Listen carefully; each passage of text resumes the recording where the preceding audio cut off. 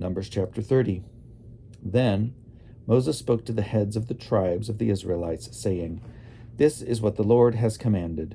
When a man makes a vow to the Lord, or swears an oath to bind himself by a pledge, he shall not break his word. He shall do according to all that proceeds out of his mouth.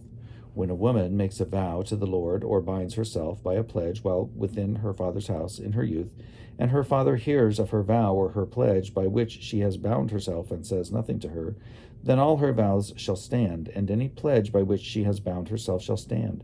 But if her father overrules her at the time that he hears of it, no vow of hers and no pledge by which she has bound herself shall stand, and the Lord will forgive her because her father overruled her. If she marries while obligated by her vows, or any thoughtless utterance of her lips, by which she has bound herself, and her husband hears of it, and says nothing to her at the time that he hears, then her vows shall stand, and her pledges by which she has bound herself shall stand. But if, at the time that her husband hears of it, he overrules her, then he shall nullify the vow by which she was obligated, or the thoughtless utterance of her lips by which she bound herself, and the Lord will forgive her. But every vow of a widow or of a divorced woman by which she has bound herself shall be binding upon her. And if she made a vow in her husband's house, or bound herself by a pledge with an oath, and her husband heard it, and said nothing to her, and did not overrule her, then all her vows shall stand, and any pledge by which she bound herself shall stand. But if her husband nullifies them at the time that he hears them, then whatever proceeds out of her lips concerning her vows or concerning her pledge shall not stand.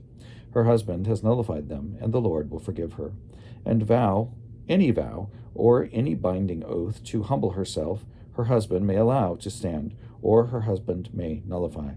But if her husband says nothing to her from day to day, then he validates all her vows, or all her pledges by which she is obligated. He has validated them because he said nothing to her at the time that he heard of them. But if he nullifies them some time after he has heard of them, then he shall bear her guilt. These are the statutes that the Lord commanded Moses concerning a husband and his wife, and a father and his daughter, while she is still young and in her father's house.